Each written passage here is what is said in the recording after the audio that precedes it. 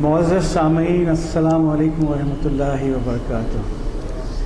جامع مسجد عالیہ گن foundry Hyderabad کی محفل شناسی 718ویں نشست میں آپ سب کا دلی خیر مقدم۔ کانفرنس ہال جامع مسجد عالیہ میں یہ محفل منعقد ہو رہی ہے، جس کا ابھی خوش الحان قاری حافظ عرفان محمد صاحب کی خیرت سے ہوا۔ آج کے مقرر عالی جناب محمد ضیاء الدین نیّر صاحب کارگزار صدر اقبال اکیڈمی ہیں اور ہم ان سے بخوبی واقف ہیں۔ جناب نیّر صاحب ہماری پچھلی کئی محفلوں کو مخاطب کر چکے ہیں۔ آج کا عنوان جو بہت ہی دلچسپ ہے، سرما ہے میری آنکھ کا خاک مدینہ و نجف، جناب کا تجویز کردہ ہے۔ قبل اس کے کہ آپ اپنی تقریر سے ہم کو سب کو مستفید فرمائیں، میں عالی جناب سید امتیاز الدین صاحب سے درخواست کرتا ہوں کہ کلام اقبال کچھ ترنم کے ساتھ آپ تشریف لائیں۔ اسلاف کا سوزے درو کر عطا، اسلاف کا جذبے درو کر عطا، اسلاف کا جذبے درو کر شمار زمرے لا یحزنو کر، شمار زمرے خرد کی گتھیاں سلجھا چکا میں، خرد کی گتھیاں سلجھا چکا میں، میرے مولا مجھے صاحب جنوں کر عطا، اسلاف کا سوزے درو کر۔ میں گزارش کرتا ہوں جناب امتیاز الدین صاحب تشریف لائیں۔ نام کا بھی اثر ہوتا ہے، چنانچہ ہمارے رؤوف صاحب کے پڑھنے میں مشہور موسیقار ایم اے رؤوف کے پڑھنے کا اثر ہے، اور تقریباً اسی انداز سے وہ پڑھتے تھے۔ پتہ نہیں آپ میں سے کتنے لوگوں نے ان کو سنا ہے۔ اب میرا تو بہت سیدھا سادہ معاملہ ہے۔ میر سپاہ ناسزا لشکریاں شکستہ صف، میر سپاہ ناسزا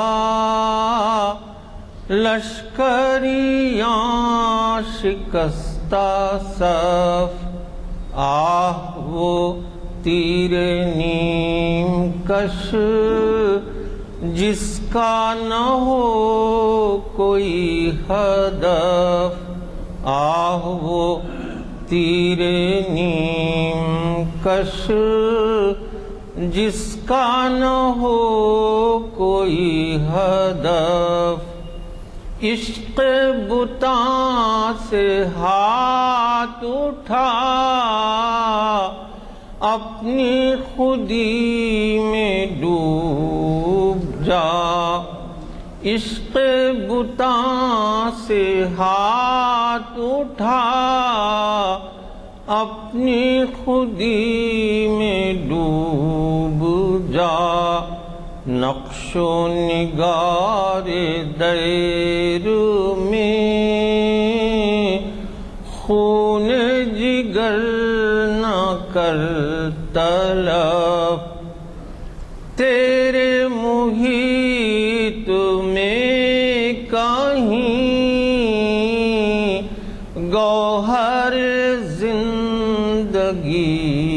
نہیں، تیرے محیط میں کہیں گوہر زندگی نہیں۔ دیکھ چکا میں موج موج، ڈھونڈ چکا صدف صدف، دیکھ چکا میں موج موج، ڈھونڈ چکا صدف صدف۔ صحبت پیر روم سے مجھ پہ ہوا یہ راز فاش، صحبت پیر روم سے مجھ پہ ہوا یہ راز فاش۔ لاکھ حکیم سر بجیب، ایک کلیم سر بکف، لاکھ حکیم سر بجیب، ایک کلیم سر بکف۔ خیرہ نہ کر سکا مجھے جلوہ دانش فرنگ، خیرہ نہ کر سکا مجھے جلوہ دانش فرنگ۔ سرما ہے میری آنکھ کا خاک مدینہ و نجف، سرما ہے میری آنکھ کا خاک مدینہ و نجف۔ شکریہ جی۔ بسم اللہ الرحمن الرحیم۔ رب اشرح لی صدری ویسر لی امری واحلل عقدۃ من لسانی یفقہوا قولی۔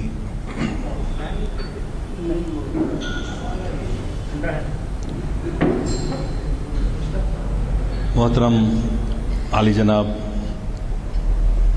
غلام یزدانی صاحب، سینئر ایڈوکیٹ ڈاکٹر شمشاد صاحب، سید امتیاز الدین صاحب، رؤوف صاحب، عزیزان گرامی، السلام علیکم ورحمۃ اللہ وبرکاتہ۔ آج کی جو گفتگو کا عنوان ہے، ابھی اس کو بہت ہی اچھے انداز سے سید امتیاز الدین صاحب نے آپ کے سامنے پیش کیا، اور ارادہ تھا کہ اس پہ تفصیل سے گفتگو ہوتی، لیکن معلوم یہ ہوتا ہے کہ یہ 1 گھنٹہ بالکل کافی نہیں ہے اس تفصیل میں جانے کے لیے۔ لوگ کہتے ہیں کہ اقبال جو ہے مولانا روم کے مرید تھے، مگر ہم گہرائی سے ذرا مطالعہ کریں تو معلوم یہ ہوگا کہ اقبال حضرت علی رضی اللہ تعالیٰ عنہ کے مرید تھے، اور ولایت اس طرح سے بھی ہوتی ہے کہ خود حضرت مولانا روم کا مطالعہ کیا جائے، ان کے مثنوی کا، ان کے اشعار کا، تو خود معلوم ہوگا کہ وہ حضرت علی رضی اللہ تعالیٰ عنہ سے غیر معمولی عقیدت رکھتے تھے۔ عزیزان گرامی، جیسا کہ آپ جانتے ہیں، علامہ اقبال جب 1905 عیسوی میں ولایت جانے کے لیے نکلے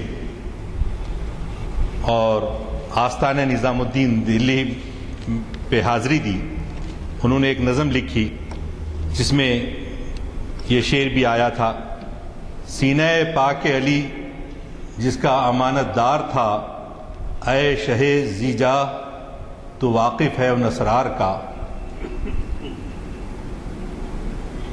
تو یہ جاتے وقت کی کیفیت تھی۔ پھر وہاں گئے، اور ظاہر ہے اقبال کے بارے میں آپ سب اتنا جانتے ہی ہیں کہ وہ اپنے دور کا مطالعہ اس لحاظ سے کرتے تھے کہ انسانیت کی فلاح کس میں ہے، اور کون سے اس سلسلے میں جب ان کو جانے سے پہلے انہوں نے مشرقی علوم سے جتنا استفادہ کر سکتے تھے انہوں نے کیا. پھر باہر گئے یورپ وغیرہ جا کے انہوں نے افلاطون، ابن سینا، فارابی، نیٹشے، برگساں اور جو بھی فلسفی ہو سکتے تھے ان سب کو پڑھا، بڑی گہرائی سے مطالعہ کیا. اور پھر یہ شعر بھی ان کے فکر کے مطابق تھا کہ جمال عشق و مستی نئے نوازی، جلال عشق و مستی بے نیازی، کمال عشق و مستی ظرف حیدر، کمال عشق و مستی ظرف حیدر، زوال عشق و مستی حرف راضی. تو جن فلسفیوں کا میں نے ذکر کیا وہ، اور ایک راضی یہاں پر ایک علامت کے طور پر انہوں نے استعمال کیا، وہ ان پورے فلسفیوں کو ریپریزنٹ کرتے ہیں. راضی کا لفظ یہاں پر ریپریزنٹ کرتا ہے. لیکن فکر و تدبر کے وسائل سے جب وہ 3 سال تک وہاں رہے، مطالعہ کیا، پھر لوٹے، تو کسی نے، کوئی نقاد نے یہ بھی کہا کہ کمال عشق و مستی میں ظرف حیدر کے بجائے ضرب حیدر ہونا چاہیے تھا، کیونکہ آپ کا لقب ایک کرار بھی تھا، پے بپے حملہ آور ہونا. تو لیکن یہ ایک ہی کیفیت، ایک ہی صفت کا اظہار کر سکتا تھا. لیکن ظرف حیدر میں دوسرے صفات بھی حضرت علی رضی اللہ تعالیٰ عنہ کے اس لفظ کے اندر موسوم تھے، اس لیے ناقد کی یہ تنقید جو ہے کچھ وقت نہیں رکھتی. عزیزان گرامی، اقبال نے دیکھا کہ مشرق میں اور مغرب کے مطالعے کے بعد ضمیر مشرق ہے راہبانہ، ضمیر مغرب ہے تاجرانہ، ضمیر مشرق ہے راہبانہ. وہاں دیگرگوں ہے لہجہ لہجہ، یہاں بدلتا نہیں زمانہ. تو وہاں جس کے آج سے 100 سال پہلے جن چیزوں کا مطالعہ اقبال کے علم میں آیا، دیکھا انہوں نے، وہ آج ہم اپنے آنکھوں سے خود اپنے ملک میں دیکھ رہے ہیں. جو ترقی ہو رہی ہے، جو مادے کی ترقی ہو رہی ہے، جی دن بدن ترقی ہو رہی ہے. ایسی حیرت ناک ترقی ہو رہی ہے کہ عقل حیرت رہ جاتی ہے کہ کیا کیا جو ہے ترقی ہو رہی ہے. یعنی آواز سے تیز طیارے انسان نے بنا لیا، لاسلکی کی دنیا میں انقلاب برپا کر دیا، ایٹم کے جگر کو چاک کیا. لیکن اس کے باوجود انسان کا بیرون بدل رہا ہے، لیکن اندرون جو ہے بڑی کشمکش کا شکار ہے. وہ سکون کی تلاش میں ہے، مضطرب ہے، بے چین ہے کہ کہاں آخر انسان کو سکون مل سکتا ہے. یہی کیفیت سے 2-4 اقبال تھے. تو انہوں نے بڑے گہرے مطالعے کے بعد کہا کہ یہ حل جو ہے نہ مشرق کے فلسفوں میں ہے نہ مغرب کے فلسفوں میں ہے، بلکہ قرآن کی اس آیت میں، جیسا کہ اللہ تعالیٰ نے فرمایا لا تلہیہم تجارت ولا بیع عن ذکر اللہ.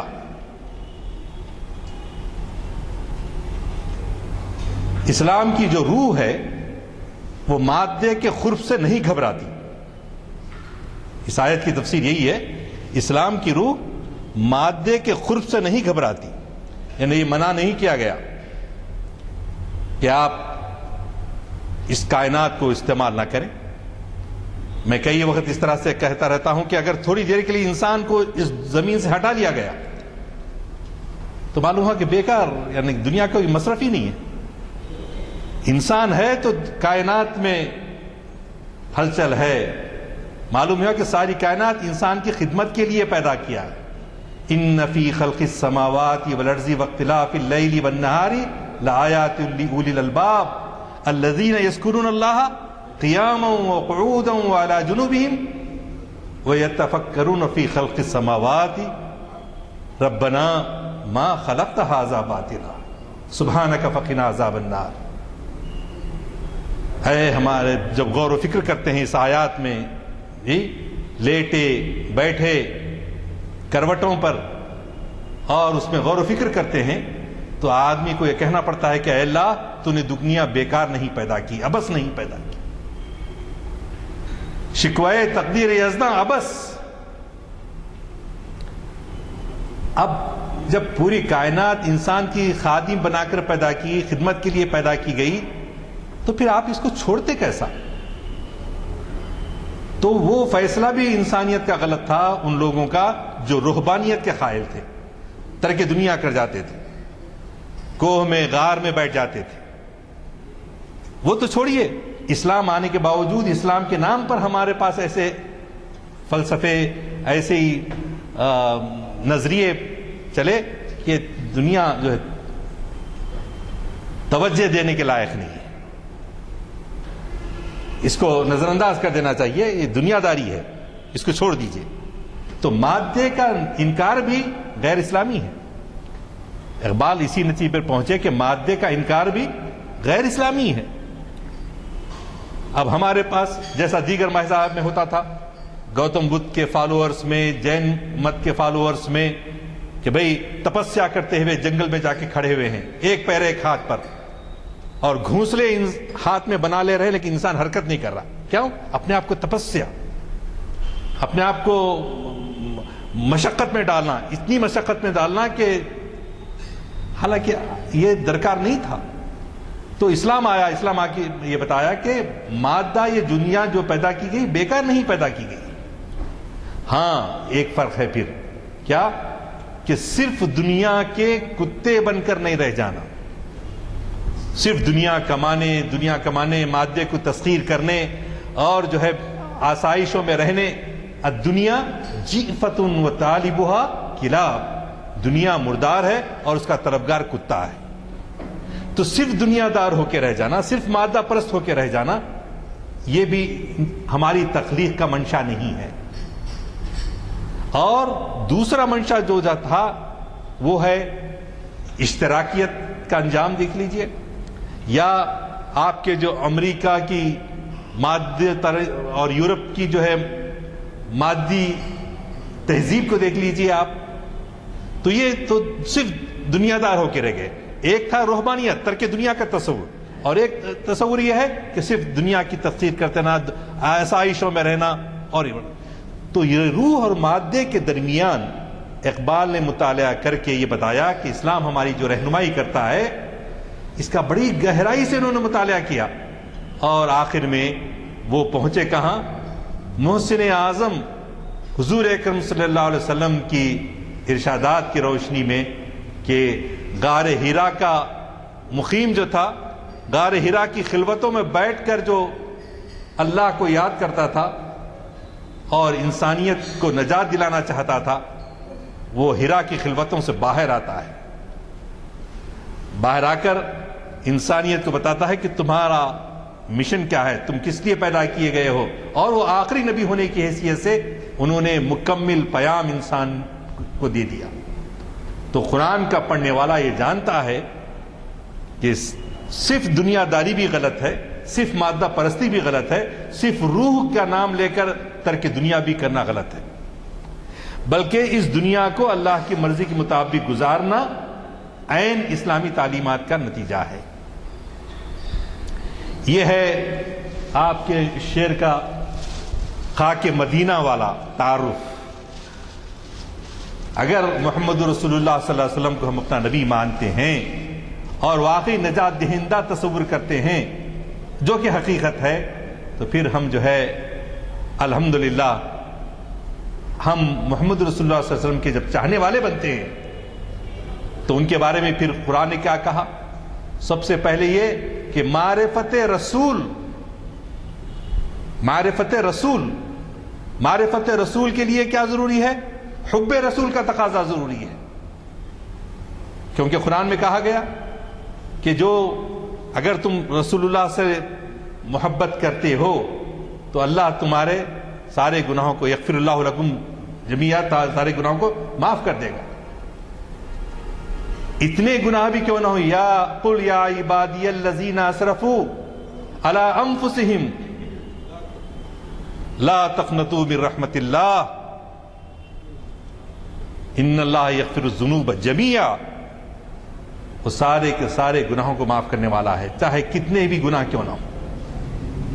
ایسا امید افزا پیام اور کسی ازم کے اندر آپ کو نہیں ملتا. تو ہمارے سب سے پہلے ہمارے ہادی مطلق جنہوں نے انسانیت کو ایسا پلٹا آج کے اتنے علوم بھی لوگ پڑھ کے نہیں آئے تھے، لیکن چونکہ حضور اکرم صلی اللہ علیہ وسلم کی تربیت یافتہ تھے تو پھر ایسا انقلاب دنیا میں برپا کیا کہ حالی کو کہنا پڑا خود نہ تھے جو راہ پر اوروں کے ہادی بن گئے، کیا نظر تھی جس نے مردوں کو مسیحا کر دیا.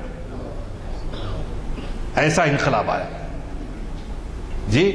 اور نہ صرف یہ ہوا، جب اللہ کے رسول کو حکم دیا گیا انذر عشیرتک الاقربین کہ آپ اپنے قرابت داروں کو اللہ سے ڈرائیے، اللہ کی طرف بلائیے. جب تک کیا چل رہا تھا؟ خاموشی سے پیام پہنچایا جا رہا تھا، کھلم کھلا برملا نہیں کہا جا رہا تھا.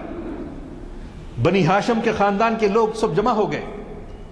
دعوت، ڈنر آفر اسپیچ، جیسا ہم دعوت کرتے ہیں، دوستوں کو بلاتے ہیں اور بہت خاص کوئی بات رہی تو ورکنگ ڈنر بلکہ ہوتا ہے.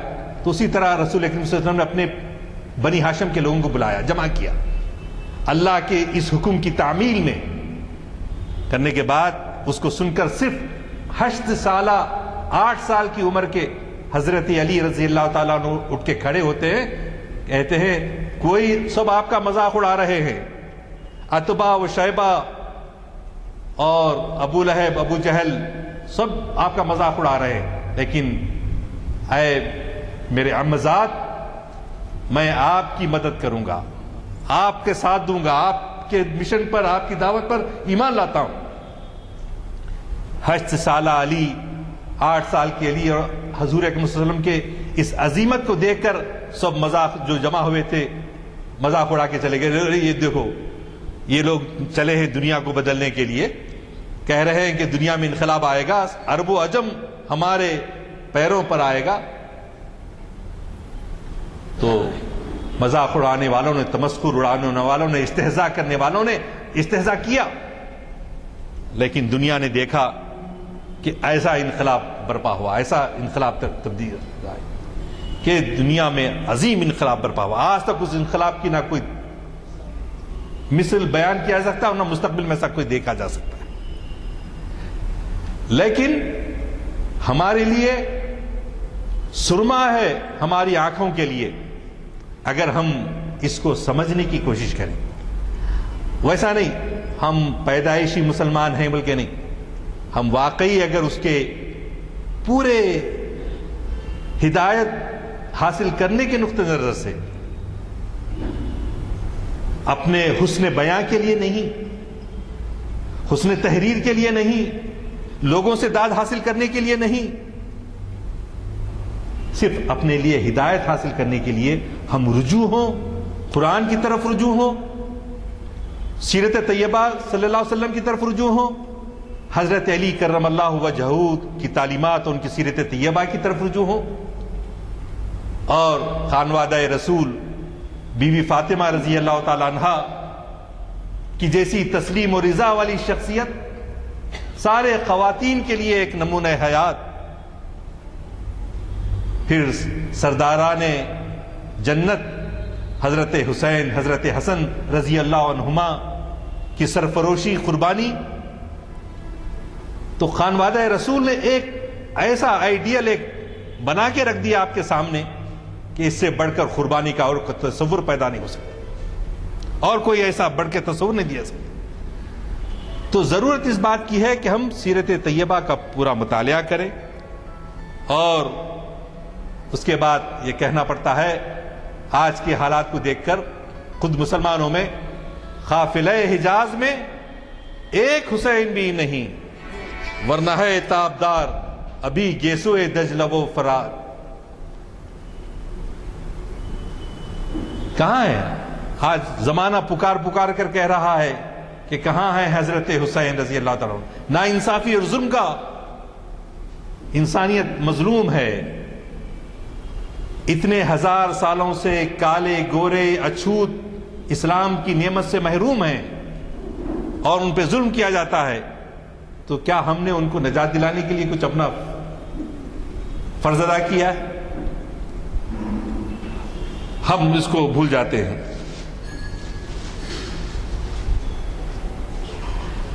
اور اس کے بعد جو علامہ اقبال نے شرح در اسرار اسماء علی مرتضیٰ رضی اللہ تعالی عنہ کرم اللہ وجہہ کے بارے میں آپ کے اسرار خودی میں ایک نظم لکھی غیر معمولی، اور اس میں اس کے جو اشعار ہیں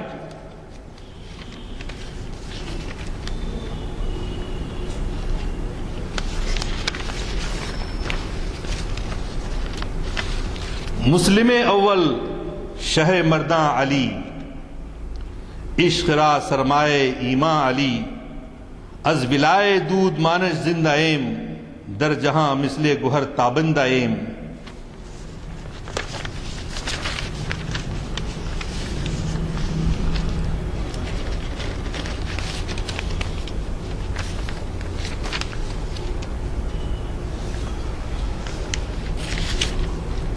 حضرت علی رضی اللہ تعالیٰ عنہ جو دلوں کے سردار ہیں، اسلام لانے والوں میں سر فہرست ہیں، حضرت علی رضی اللہ تعالیٰ عنہ عشق کے لیے ایمان کی بہت بڑی پونجی ہیں۔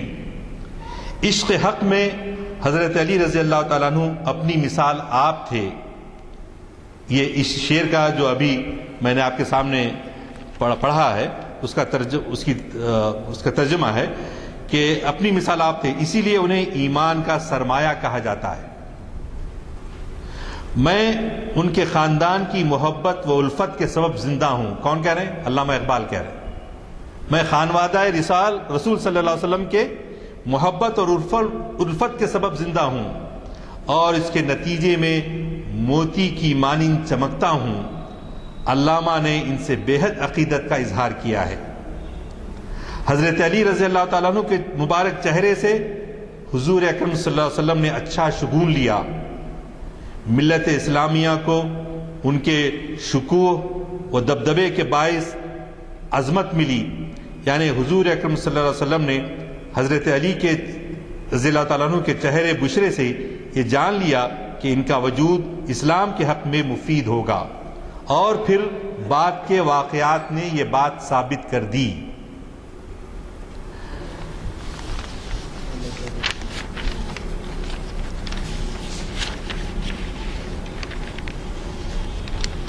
از رخ او فال پیغمبر گرفت، ملت حق از شکوہش فرق گرفت، قوت دی مبین فرمود عیش، کائنات آئیں پذیر از دود عیش، مرسل حق کرد نامش بو تراب، حق ید اللہ خاند در کتاب، ہر کے دانائے رموز زندگیست، سر اسماء علی دانت کے چیست۔ ان کے فرمودات روشن دین یعنی اسلام کے لیے قوت کا باعث ہے۔ کائنات ان کے خاندان سے آئین یعنی آراستگی حاصل کرنے والی ہے، گویا اس کائنات کو ان کے خاندان کی بدولت آراستگی ملی۔ اگر یہ خاندان نہ ہوتا تو باطل قوتیں دنیا پر چھا گئی ہوتی۔ حضور اکرم صلی اللہ علیہ وسلم نے ان کو بوتراب کے لقب سے پکارا۔ اللہ تعالیٰ نے قرآن کریم میں فرمایا، ہاتھ ہے اللہ کا، بندے مومن کا ہاتھ، غالب و کار آفرین، کار کشا و کار ساز، جیسا اقبال نے اس کو منظوم کیا۔ کیا ہے وہ آیت؟ ما خلق وما رمیت اذ رمیت ولکن اللہ رما. حضور اکرم صلی اللہ علیہ وسلم نے ان کو بوتراب کے لقب سے پکارا. اللہ تعالیٰ نے قرآن کریم میں انہیں اللہ کا ہاتھ کہا. اور جو کوئی بھی زندگی کی حقیقتوں سے پوری طرح آگاہ ہے اسے علم ہے کہ حضرت علی رضی اللہ تعالیٰ عنہ کے اسماء اور لقبوں کا راز کیا ہے. جیسا کہ عام اشعار مشہور ہیں اردو میں جو پڑھتے ہیں: یقین محکم عمل پہ ہم محبت فاتح عالم جہاد زندگانی میں ہے یہ مردوں کی شمشیریں. وہ سیاہ خاک جسے بدن کہا جاتا ہے، مٹی ہے نا یہ جسے بدن کہا جاتا ہے، اور عقل جس کے ظلم و ستم سے نالا ہے. آسمانوں کسی بلندی والا فکر و تخیل اس کے ہاتھوں پستی کا شکار رہتا ہے. اللہ کے شیر نے اس خاک کو، اس بدن کو یا نفس امارہ کو قابو پا لیا. بوتراب کا لقب بھی کس طرح سے حضور نے دیا صلی اللہ علیہ وسلم حضرت علی کو. حضرت علی رضی اللہ عنہ ایک باغ میں، ایک بڑھیا کے باغ میں محنت کی، پانی پہنچایا اور اس کے عوض آپ کو چھوارے کھجور ملے. وہ لے آئے، لا کے کھائے. کھانے کے بعد مسجد نبوی میں تھک گئے تھے، لیٹ گئے، سو گئے. تو آپ جب سو رہے تھے تو اسی وقت حضور اکرم صلی اللہ علیہ وسلم مدینہ کی مسجد میں آئے. آ کے دیکھا تو آپ کے جسم پہ جو ہے، جسم اطہر پر مٹی لگی ہے. تو آپ نے اسی وقت کہا بوتراب اٹھو. تو اس بوتراب میں صرف مٹی لگی سے دیکھنا نہیں ہے، اس میں بڑی گہرائی ہے کہ انہوں نے اپنے نفس امارہ کو اب قابو پا لیا تھا. اس مٹی کو، جو انسان کا جسم مٹی سے بنا ہے، اس پر اس قدر قابو پا لیا کہ جس کے بارے میں ہم وہ آیت پڑھتے ہیں سورہ فجر کی: یا ایتھا النفس المطمئنہ ارجعی الی ربک راضیۃ مرضیہ فادخلی فی عبادی وادخلی جنتی. نفس مطمئنہ. اور جو نفس امارہ پر قابو پا لیتا ہے وہی نفس مطمئنہ اس کو حاصل ہوتا ہے. تو اس سے رسول اکرم صلی اللہ علیہ وسلم نے آپ کو وہ لقب دیا کہ آپ کے القابات میں سے ایک لقب یہ ہے، بوتراب بھی ہے. وہ سیاہ خاک جسے بدن کہا جاتا ہے، اللہ کے شیر نے اس خاک یا نفس امارہ پر قابو پا لیا ہے. اسی طرح انہوں نے اس سیاہ خاک کو اکسیر یعنی کیمیا میں بدل دیا ہے. انہوں نے اپنی شجاعت، دلیری کے جو کارنامے انجام دیے وہ سب راہ حق اور رضا الہی کی خاطر انجام دیے. وہ سارے رضا الہی کی خاطر انجام دیے اور بوتراب ہونے کے باعث گویا اس خاک کو کیمیا میں بدل دیا. مرتضی کے معنی ہیں منتخب.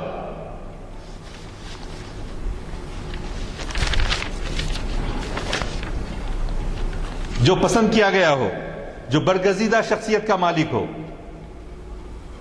جن کی تلوار سے حق روشن ہے، جو بوتراب کہلائے. تو یہ بدن کی مملکت کو فتح کرنے کا باعث ہے. مطلب یہ ہے کہ انہوں نے جو بڑے بڑے کام انجام دیے وہ سب اسی نفس امارہ پر قابو پانے کا نتیجہ ہے. نفس امارہ پہ قابو نہیں پائے تو پھر میں جو ابتدائی جو میں تمہید باندھا تھا آپ کو کہ مادے کا بندہ ہو کر رہ جاتا ہے، جس میں توازن نہ ہو، روح اور مادے کے درمیان توازن نہ ہو، وہ مطلوب نہیں ہے، وہ مرد مومن نہیں ہو سکتا. اس کو حضرت علی رضی اللہ تعالیٰ عنہ کی زندگی سے ہم کو یہ سبق ملتا ہے کہ روح اور بدن کے اندر کیسے انہوں نے توازن قائم کیا. دلیر اور شجاع آدمی تو ان کی حیدر کرار، ان کا لقب کرار بھی تھا. ان کی کراری ہی سے وہ فاتح ملک بنتے ہیں. اس کے گوہر کی، اس کے یعنی تلوار کی آب و تاب خودداری کے باعث ہے. مراد یہ کہ جو شخصیت اپنی ذات اور اپنے وقار کا خود تحفظ کرتی ہے کسی باطل قوت کے آگے نہیں جھک سکتی. جس کو عزت نفس ہے خودداری ہے. پھر وہی بات ہے, بتوں سے تو اس کو امید ہے, خدا سے نہ امیدی. مجھے بتا تو صحیح, اور کافری کیا ہے؟ اگرچہ بت ہیں جماعت کی آستینوں میں, مجھے ہے حکم ازاں لا الہ الا اللہ. تو یہ عزت نفس, خودداری, وہی شخص ہو سکتا ہے جو صرف اللہ کی خاطر جیتا ہے, اللہ کی خاطر مرتا ہے. اور جو ہم, علامہ اقبال نے بہت تشبیہ دی ہے حضرت علی رضی اللہ عنہ کی دو خصوصیت کے اوپر. سبھی خصوصیتوں کا ذکر کیا ہے لیکن خاص طور سے دو. ایک تو ان کی طاقت اور قوت کا,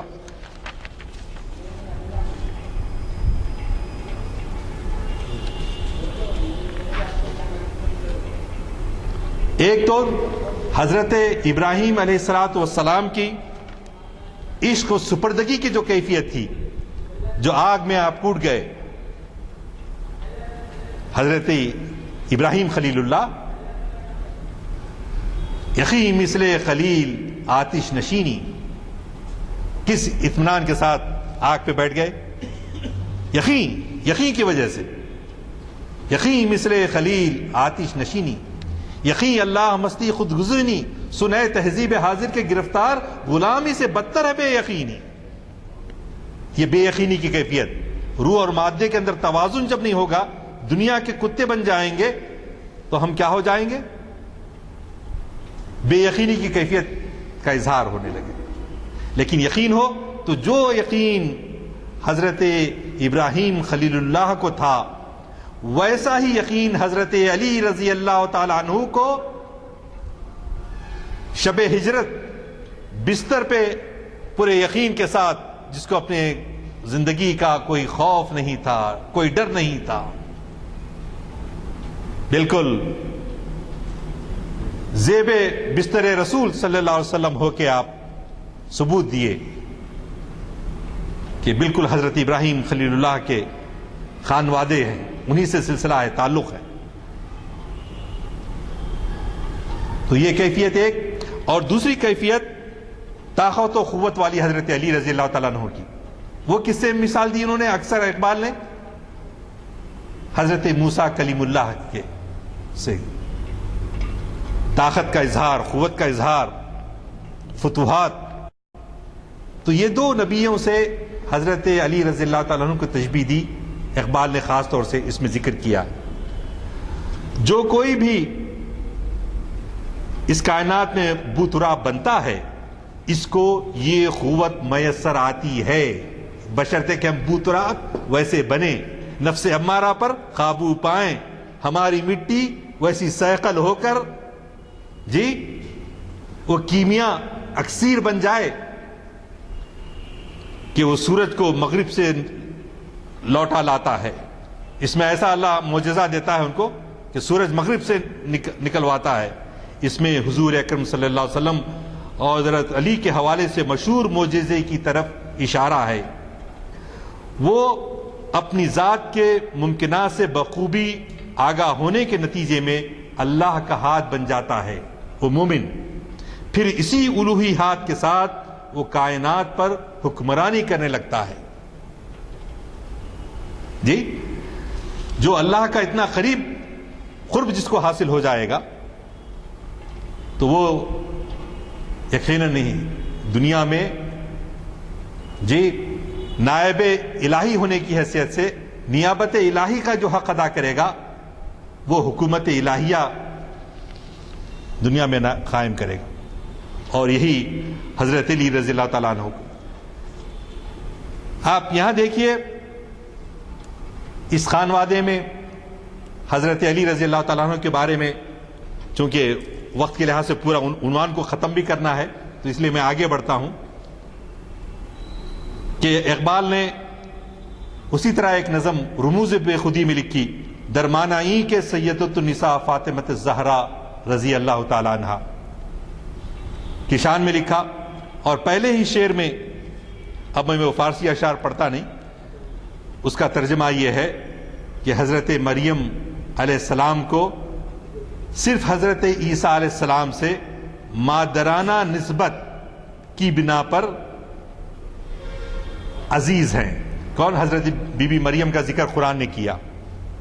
جبکہ حضرت فاطمہ الزہرا رضی اللہ تعالیٰ عنہا 3 نسبتوں سے عزیز ہیں. وہاں صرف حضرت عیسیٰ علیہ السلام کی والدہ ہیں جس کا قرآن نے ذکر کیا. یہاں 3 نسبتیں ہیں. پہلی نسبت تو یہ ہے کہ وہ حضور اکرم صلی اللہ علیہ وسلم کی جو سب سے پہلے اور سب سے آخری پیشوا ہیں، کیونکہ رسول اللہ صلی اللہ علیہ وسلم کیا ہے؟ وجہ تخلیق کائنات ہیں.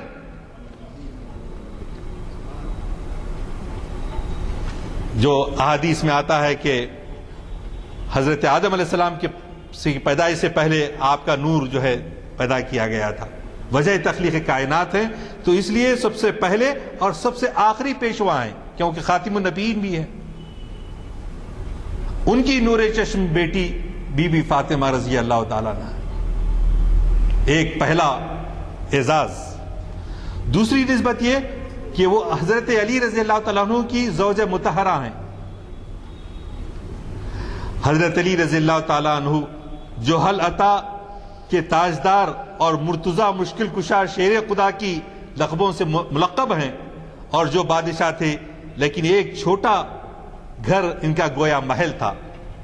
کتنی سادہ زندگی تھی حضرت علی رضی اللہ تعالیٰ عنہ. بی بی فاطمہ 20 واقعات آپ ان کے تاریخ میں پڑھتے ہیں کہ کتنی سادہ زندگی ان کی تھی.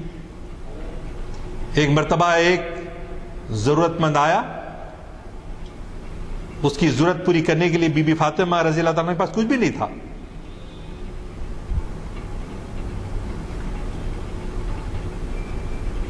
تو آپ نے گھر میں ایک کپڑا تھا، اس کو ایک یہودی کو فروخت کیا، اور یہودی کو فروخت کر کے وہ جو بھی پیسے اس کی رقم آئی اس حاجت مند جو بھی تھا اس کو دے دیا. ایک زرہ تھی، گویا ان کا سارا سر و سامان اثاثہ ایک تلوار ایک زرہ تھا حضرت علی رضی اللہ تعالیٰ. معلوم ہوتا ہے کہ خود وہ روایات آپ پڑھ چکے ہیں. حضرت علی رضی اللہ تعالیٰ کو جب رشتے اور پیام کی بات طے ہوئی، اے علی تم شادی کرنا چاہتے ہو، نکاح کرنا چاہتے ہو نا، تمہارے پاس مہر دینے کے لیے کیا ہے؟ پوری شہزادی کونین ابد سے لے کے آخر تک ان کا نکاح کی سادگی سے ہوا، اور ہم ان کے نام لیوا کیا کیا کر رہے ہیں. یعنی ان کی زندگی اور طرز رہائش بے حد سادہ تھی. اور تیسری نسبت یہ کہ آپ رضی اللہ تعالی عنہ عشق کے پرکار جو جیومیٹری میں دیکھیں ہوں گے آپ، عشق کا مرکزہ ہوتا ہے اور پرکار پورا احاطہ کیے ہوتا ہے. تو تیسری نسبت یہ کہ آپ عشق کے پرکار کے اس نقطے کی والدہ محترمہ ہیں، اور عشق کے اس کاروان سالار کی والدہ محترمہ ہیں. مراد حضرت حسن رضی اللہ تعالیٰ عنہ کی والدہ محترمہ، جن کی ذات عشق خدا و ملت سے سرشار تھی، جنہوں نے اقتدار کو ٹھوکر مار دی تھی اور مسلمانوں کے 2 گروپ میں صلح کرنے کے لیے ایثار و قربانی سے کام لیا تھا، جس کی پیشن گوئی حضور اکرم صلی اللہ علیہ وسلم نے پہلے سے کی تھی کہ میرا ایک نوازا یہ کام انجام دے گا. زندگی کے نغمے میں سوز جو بھی پایا جاتا ہے، زندگی کا جو نغمہ ہے، تار حیات ہے، اس میں یہ سوز کس کی وجہ سے ہے؟ حضرت حسین رضی اللہ تعالیٰ عنہ کی بدولت ہے. اہل حق نے حریت امام حسین رضی اللہ تعالیٰ عنہ سے سیکھی ہے. حریت کا جو تصور ہے، یعنی انہوں نے جان قربان کر دی لیکن ظالم یزید کے آگے سر تسلیم خم نہیں کیا. سرداد نداد دست در دست یزید، حقا کے بنا لا الہ است حسین. دی است حسین دی پناہ است حسین، شاہ است حسین شاہ پناہ است حسین. سرداد نداد دست در دست یزید، حقا کے بنا لا الہ است حسین. تو یہ کس کے فرزندان ہیں؟ بی بی فاطمہ الزہرا رضی اللہ تعالیٰ عنہ کے اولاد میں جو سیرت پیدا ہوتی ہے وہ ماؤں ہی سے، ان کی تربیت وہ پرورش ہی سے ہوتی ہے. صدق و صفا کا کمال بھی ماؤں ہی سے حاصل ہوتا ہے. تسلیم کی کھیتی کا حاصل حضرت فاطمہ بطول رضی اللہ تعالی عنہا ہیں. یعنی بطول کے معنی ہی کیا ہیں؟ پارسا، پاک دامن، بہت ہی پائس، بالکل وہ مقام. اور انہوں نے اپنے بیٹوں کی کیسے پرورش کی، وہ کیسے بیٹے نکلے، آپ خود اس سے بخوبی واقف ہیں.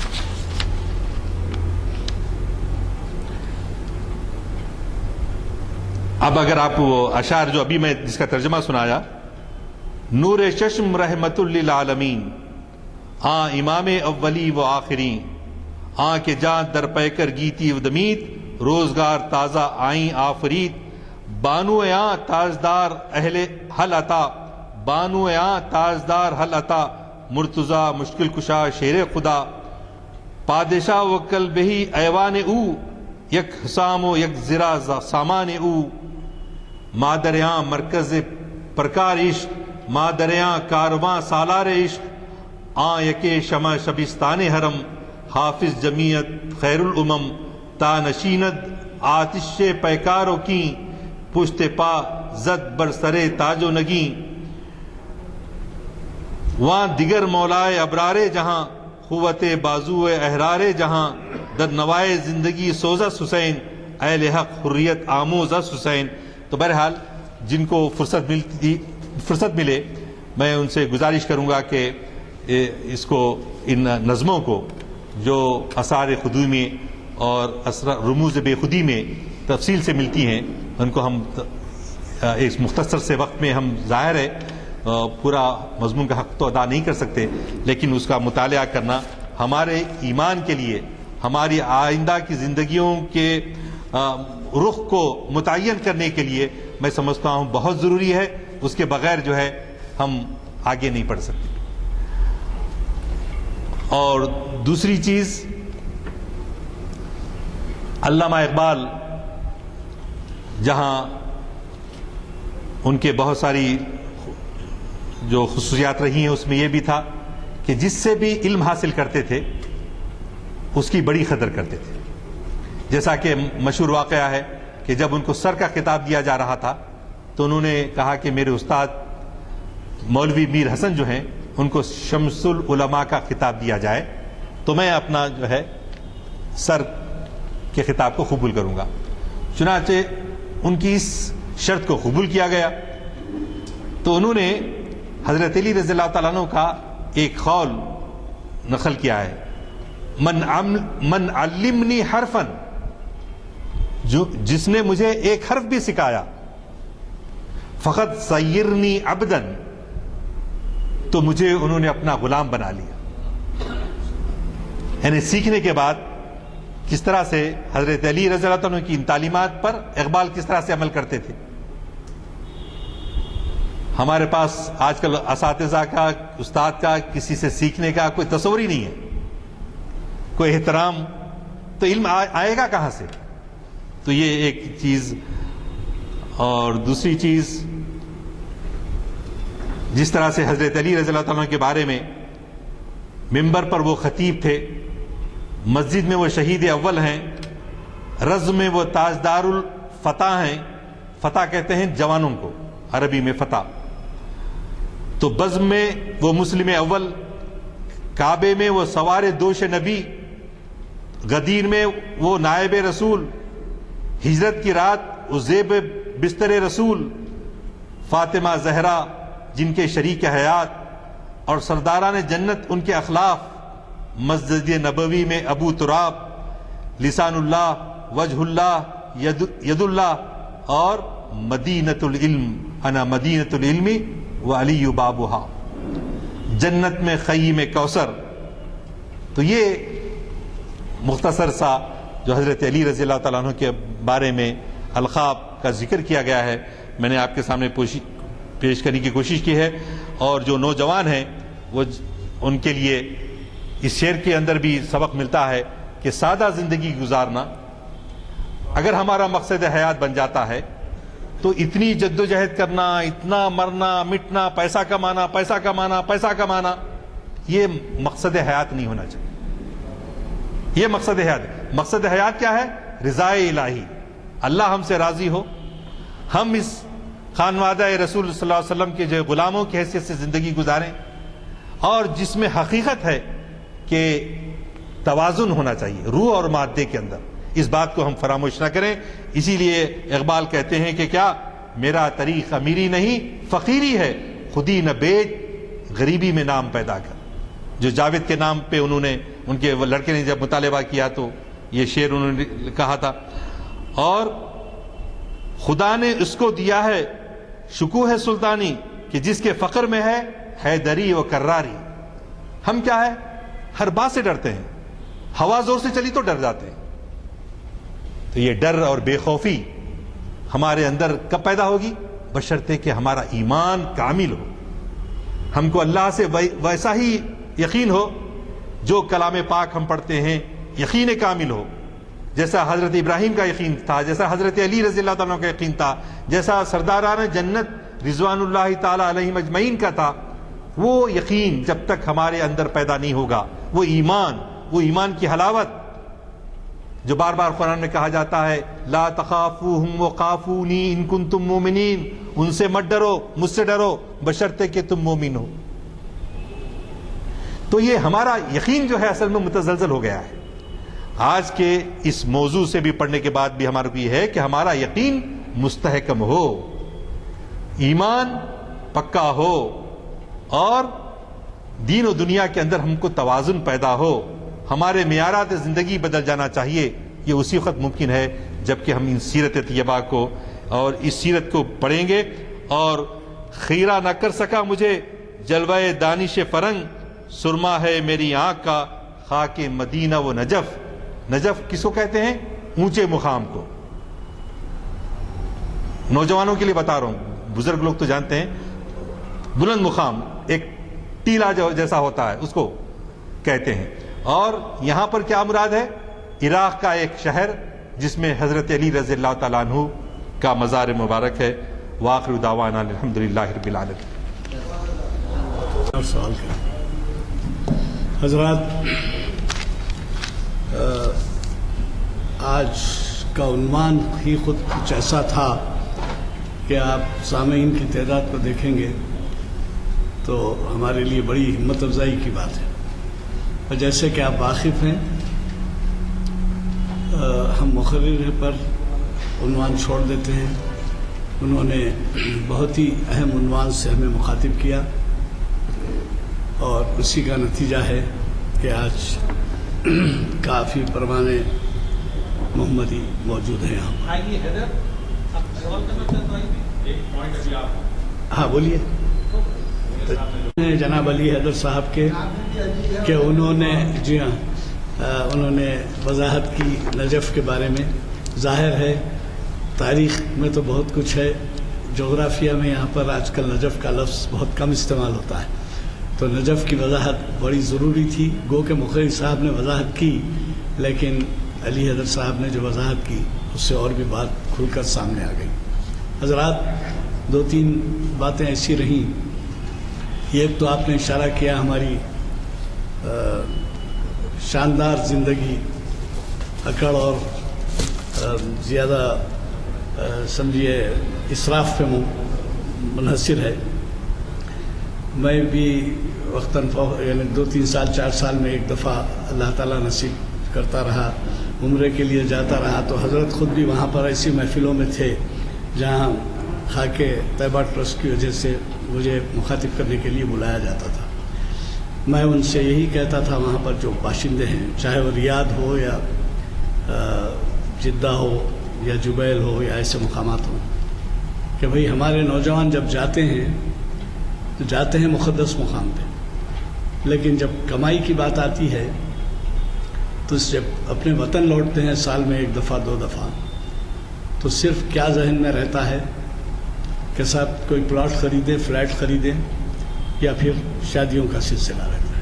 کبھی بھی وہ گھر کے محلے کی مسجد میں جا کر یہ دیکھا نہیں کرتے کہ یہاں پر عربی تعلیم کس طریقے سے ہو رہی ہے، اسلام سے بچوں کو کس طریقے سے قریب کیا جا رہا ہے. اس قدر غفلت ہے ہماری اس معاملے میں کہ آپ کے حلقوں میں جو کوئی آتے ہیں باہر سے این آر آئیز، ان کو ضرور اپنے محلے کی مساجد میں لے جائیے، وزٹ کرا کے وہاں کا حال بتائیے اور ان سے طلب کیجئے. جیسے مثال کے طور پہ 100 بچے پڑھ رہے ہیں اور وہاں 1-2 ٹیچرز، آپ بتائیے کہ 1-2 ٹیچرز 100 بچوں کو کس طریقے سے پڑھا سکتے ہیں. ہمارے شہر کے بعض محلے ایسے ہیں، کہتے ہیں پکار کے الحمدللہ تو سب بچے الحمدللہ، سب بچوں کے ساتھ جو تو لکھت پڑھت سمجھانے کی بات کیسی ہو سکتی ہے اگر 50 آدمی ایک ٹیچر کو. دوسری بات یہ ہے، آپ نے بڑی خاص بات یہ کہی کہ آج کے دور میں آداب کا خیال کم ہو گیا ہے، اور وہ بزرگوں کی عزت کرنا، بزرگوں سے کچھ سیکھنا. شاید یہاں کئی حضرات ایسے ہوں گے جو یہ سمجھتے ہوں گے کہ بزرگ کے معنی یہی ہوتے ہیں کہ جو 10 سال 15 سال 20 سال کا بچہ 60-70 سال کے لیے اس کو جو ہے وہ رشتہ بزرگ کا ہے. ایسا نہیں ہے. اگر آپ 70 سال کے ہیں اور آپ کو 75 سال والے سے سابقہ ہے تو اس کو بھی بزرگ مانیے. اور بزرگی کے بنیاد کیا ہے؟ بزرگی کے لیے عمر، علم، تجربہ. میں دیکھتا ہوں ایسے کئی حضرات کو جو عمر میں کم ہیں، علم میں کم ہیں، شاید کم تجربہ رکھتے ہیں، لیکن ایسی نزعی کیفیتیں پیدا کرتے ہیں کہ اس سے ظاہر ہوتا ہے کہ وہ جو ہے اسلام کے بنیادی اصولوں سے واقف نہیں. آپ نے اس کی طرف جو توجہ دلائی، اس بارے میں میں کہہ رہا ہوں کہ آپ چاہے کسی عمر کے ہوں، اپنے بزرگ کا اس کا خیال رکھیے کہ وہ عمر والا ہے. آپ چاہے کتنے پڑھے ہوئے لکھوں، اگر آپ سے تعلیم میں اور تجربے میں کوئی زیادہ ہے تو اس کی عزت کیجیے، قدر کیجیے. یہ نہیں ہے کہ 15 سال 20 سال کے بچے والے کوئی 60 سال 70 سال کے بزرگ کے لیے احترام کر رہا ہے. یہ بھی ہمارے پاس بہت بڑی خامی پیدا ہو گئی ہے. حضرات، یہ سلسلہ ہمارے محافل کا 1 مہینہ اور چلے گا. وجہ یہ ہے کہ رمضان میں یہ محافل نہیں ہوتی. آپ واقف ہیں کہ ہر سال 52 ہفتوں میں 45 ہفتے کم از کم ہمارے محافل ہوتے ہیں، کیونکہ بعض اوقات ایسا ہوتا ہے کہ بارش کی وجہ سے یا کوئی ناگہانی صورتحال یا تہوار پیش آئے تو نہیں ہوتی. تو اس طرح سے اب جو باقی رہ گئے ہیں محفل، ان محفلوں میں آپ ضرور شرکت فرمائیں، میری گزارش ہے. اور ابھی آپ کے جو نیا بلیٹن آپ کے ہاتھوں میں آیا ہے، 603ویں نشست کو مخاطب کریں گے. مسلمانوں کے موجودہ مسائل کا حل کیا ہے؟ اور پھر پیر کے دن آپ کو معلوم ہے شریعت انفارمیشن کی سروس ہوتی ہے جو 496ویں نشست ہے، اور اس میں مخاطب فرما رہے ہیں حافظ سرفراز احمد قاسمی صاحب، نشاء اور اشیاء اور شرعی احکام. یہ بھی کافی اہم عنوان ہے، کیونکہ آج کل ایسی نشاء جو چوری چھپے ہوتی ہے، گولیوں کی شکل میں ہوتی ہے یا ٹیبلٹس یا کچھ ایسی چھپی شکلیں ہوتی ہیں کہ اس سے نوجوان بہت متاثر ہیں.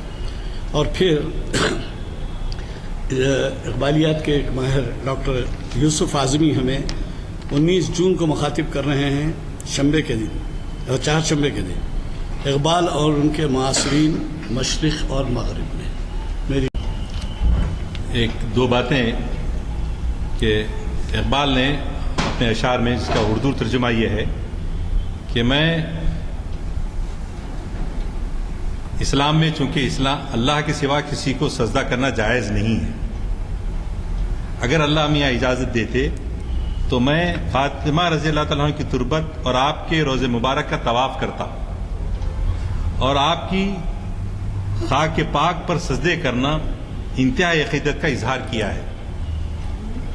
تو یہ مقام ان بزرگوں کا ہے، اور ظاہر ہے ایسی شخصیتوں کی سیرت سے ہم واقف نہ ہوں تو کتنا ہم ظلم کر رہے ہیں، اپنے آپ پہ ظلم کر رہے ہیں. تو اس طرف ایک توجہ دلانا ہے. اور دوسری بات یہ کہ اب جیسا رمضان کا مہینہ آ رہا ہے تو ہم سب کو چاہیے کہ گھروں میں نظم ضبط رکھیں کہ قرآن مجید کی 3 سے 5 آیتیں ترجمے کے ساتھ ہم اس کو پڑھیں، چاہے ترجمہ کسی کا کیوں نہ ہو، آپ کو جو پسند ہے، لیکن قرآن کو اپنا رہبر ماننا ہے۔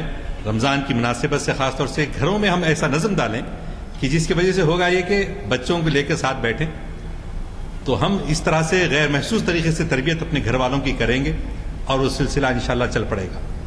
تو یہ ایک میری گزارش تھی کہ آپ لوگ اس کو، اور تیسری چیز یہ کہ اللہ کی محبت ڈالنے کے لیے پہلے ہمارے اولیاء، صوفیاء، مصلحین کوشش یہ کرتے تھے کہ اسماء الہی سے ہم جو ہے اپنا دل پہلے روشن کریں، اس کی تجلیات سے اپنے قلب کے اندر اس کی تجلیات کو محسوس کریں، اللہ کے اسماء صفاتی سے۔ اللہ کے اسماء صفاتی سے جو نور حاصل ہوتا ہے اس کے بعد اس کی ذات سے ہم جو ہے استفادہ کر سکتے ہیں۔